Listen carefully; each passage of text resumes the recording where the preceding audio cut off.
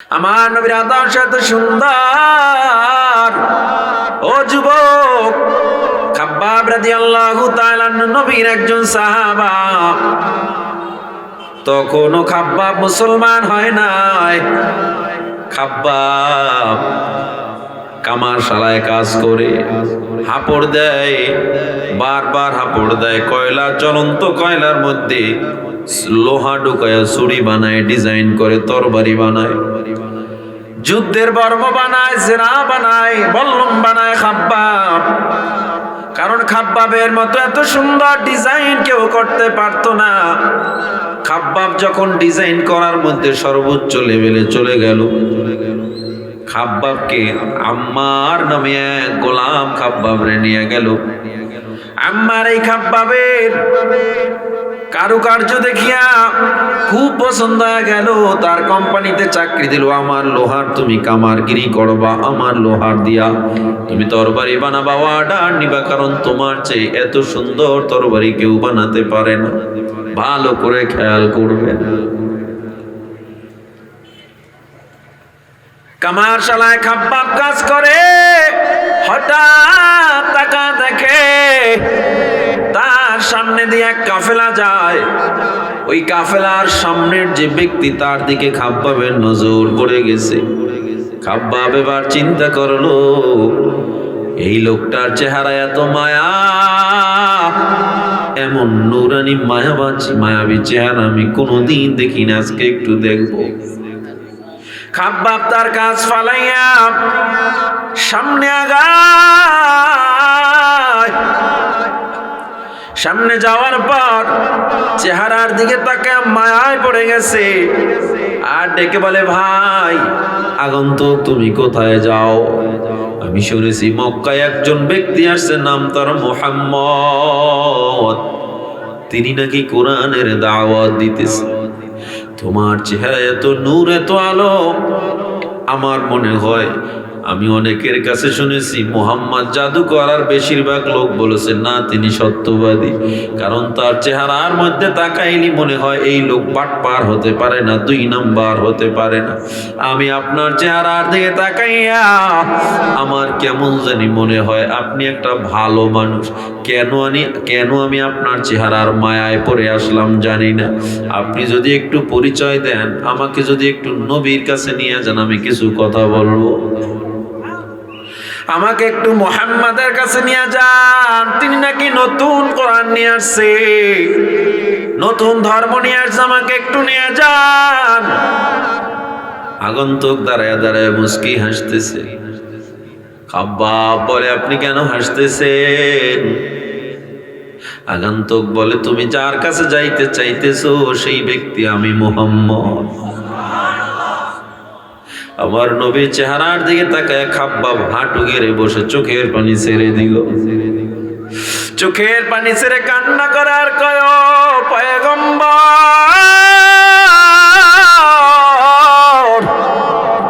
আপনার চেহারা এত নূর, এত আলো, এত মায়া,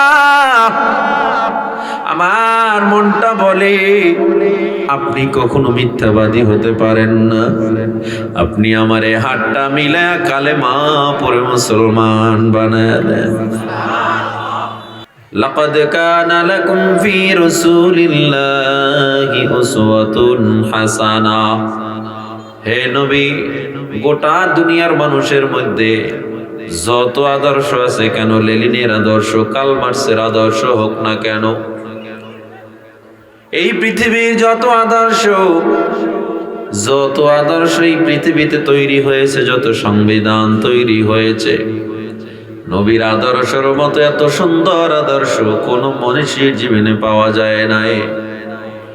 এজন্য আমার আল্লাহ তাআলা জানা দেয়, হে নবী, আপনার জীবনের মধ্যে রয়েছে উম্মতের জন্য উত্তম আদর্শ।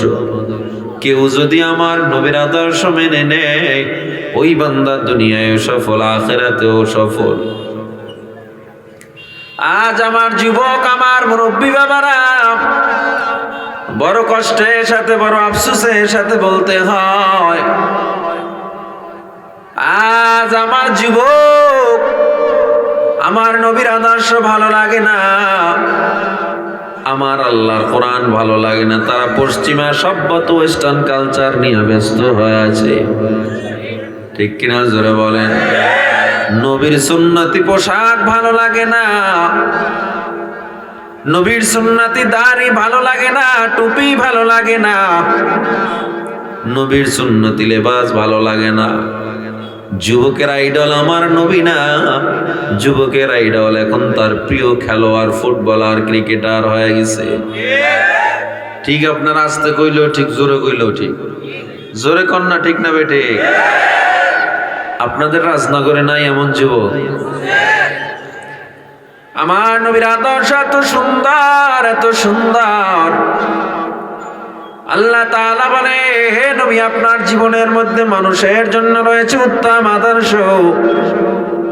যারা এই আদর্শ মেনে নিবে আল্লাহ তাদেরকেই দিয়ে দিবে বিশাল এক নেয়ামত।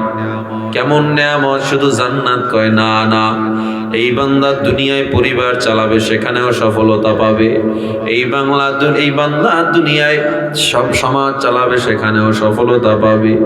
বান্দা যদি রাজনীতি করে নবীর আদর্শ নিয়া, রাজনীতিতেও বান্দা সফল হয়ে যাবে। আল্লাহর নবীর আদর্শ নিয়া যদি রাজনীতি করো, দেশের টাকা বিদেশে আর পাচার হবে না।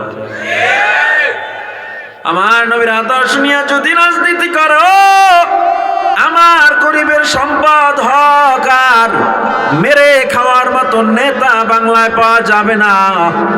আমার নবীর আদর্শ নিয়ে যদি রাজনীতি করো, যেই বান্দার গালে দাড়ি, 5 ওয়াক্ত নামাজ আদায় করে আল্লাহরে মানে, ওই বান্দা কোনোদিন তোমার হক মাইরা খাইবে না। ঠিক কিনা জোরে বলে? যেই বান্দা আল্লাহর নবীর আদর্শ নিয়ে চলবে, ওই বান্দা ব্রিজে রডের বদলে বাঁশ দিবে না। ঠিক কিনা জোরে বলে? এই জন্য বলি, নবীর আদর্শ মেনে নাও। যে যেই সেক্টর আছো, নবীর আদর্শ মেনে নাও। আমার নবীর আদর্শ সাহাবায়ে কেরাম ফলো করে সফল হয়ে গেছে। আমার নবীর আদর্শ সাহাবায়ে কেরাম ফলো করে শুধু দুনিয়ায় না, আখিরাতে সফল কেমন হয়েছে। দুনিয়ায় থাকতেই জান্নাতে এসে সংবাদ তারা নিয়ে কবরে গেছে। ঠিক কিনা জোরে কর? আমার নবীর আদর্শ এত সুন্দর। ও যুবক, খাব্বাব রাদিয়াল্লাহু তাআলা নবীর একজন সাহাবা। তখনও খাব্বাব মুসলমান হয় নাই। খাব্বাব কামারশালায় কাজ করে, হাপড় দেয়, বারবার হাপড় দেয়। কয়লা, জ্বলন্ত কয়লার মধ্যে লোহা ঢুকায় ছুরি বানায়, ডিজাইন করে তরবারি বানায়, যুদ্ধের বর্ম বানায়, জেরা বানায়, বল্লম বানায় খাব্বাব। কারণ খাব্বাবের মতো এত সুন্দর ডিজাইন কেউ করতে পারতো না। খাব্বাব যখন ডিজাইন করার মধ্যে সর্বোচ্চ লেভেলে চলে গেল, খাব্বাবকে আম্মার নামে এক গোলাম খাব্বাবরে নিয়ে গেল। আম্মার এই খাব্বাবের কারুকার্য দেখিয়া খুব পছন্দ হয়ে গেল, তার কোম্পানিতে চাকরি দিল। আমার লোহার তুমি কামারগিরি করবা, আমার লোহার দিয়া তুমি তরবারি বানাবা, অর্ডার নিবা, কারণ তোমার চেয়ে এত সুন্দর তরবারি কেউ বানাতে পারে না। ভালো করে খেয়াল করবেন। কামারশালায় খাব্বাব কাজ করে, হঠাৎ তাকা দেখে তার সামনে দিয়ে এক কাফেলা যায়। ওই কাফেলার সামনের যে ব্যক্তি, তার দিকে খাব্বাবের নজর পড়ে গেছে। খাব্বাব এবার চিন্তা করলো, এই লোকটার চেহারা এত মায়া,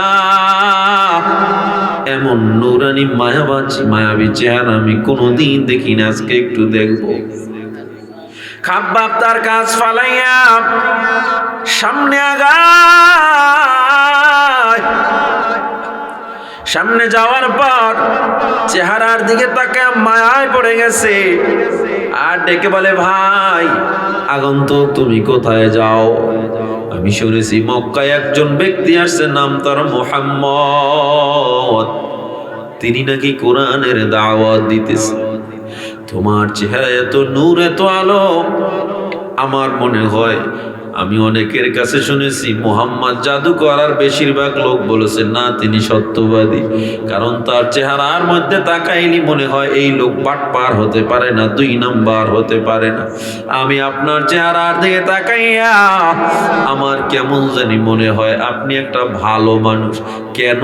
কেন আমি আপনার চেহারার মায়ায় পড়ে আসলাম জানি না। আপনি যদি একটু পরিচয় দেন, আমাকে যদি একটু নবীর কাছে নিয়ে যান, আমি কিছু কথা বলবো।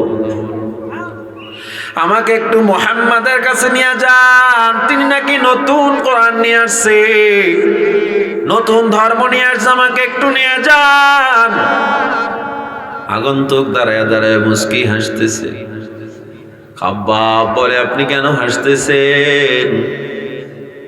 আগন্তুক বলে তুমি যার কাছে যাইতে চাইতেছো সেই ব্যক্তি আমি মুহাম্মদ। আমার নবীর চেহারার দিকে তাকায় খাব্বাব হাঁটু গেড়ে বসে চোখের পানি ছেড়ে দিল। চোখের পানি ছেড়ে কান্না করে আর কয় ও পয়গম্বর,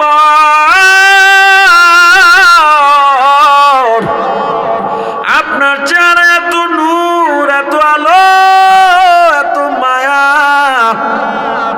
আমার মনটা বলে আপনি কখনো মিথ্যাবাদী হতে পারেন না। আপনি আমার এই হাতটা মিলায়া কালেমা পড়ে মুসলমান বানায় দেন। খাব্বাব রাদিয়াল্লাহু আনহু মুসলমান হয়ে গেলেন। মুসলমান হওয়ার পর নবীর প্রেমে এমন পড়া পড়ে গেল, খাব্বাব এখন কামারশালায় কাজ করতেছে।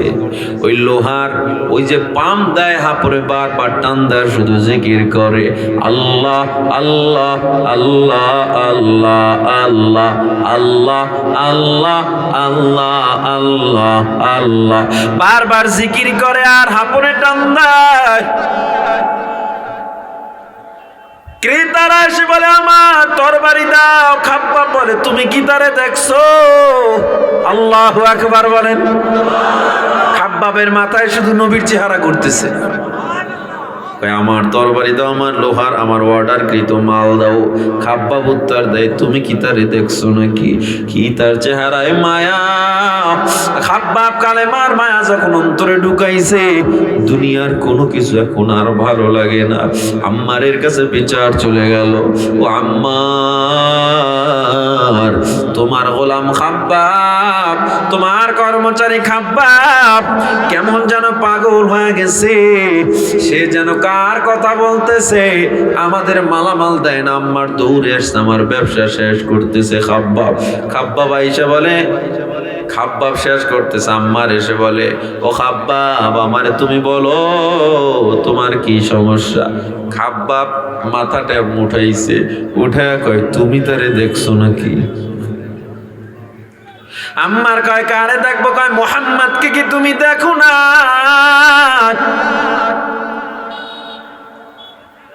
আম্মার দুইজন আম্মার, একজন ছিল সাহাবী আর একজন ছিল কাফের আম্মার। এই কাফের জালিম আম্মার কয় মুহাম্মদ ওই জাদুকরের কথা তুই বলতেছ? না না, জাদুকরের কথা আমি বলি না, আমি মক্কার এমন এক মানুষের কথা বলতেছি যার চেহারার দিকে তাকাইলে প্রেমে না পড়া যায়, না পড়ে পারা যায় না। এবার আম্মারের মেজাজ গরম হয়ে গেছে। খাব্বাব তুই আমার নবীর কথা তুই আমার সামনে বলতেছ, তোর সাহস তো কম না।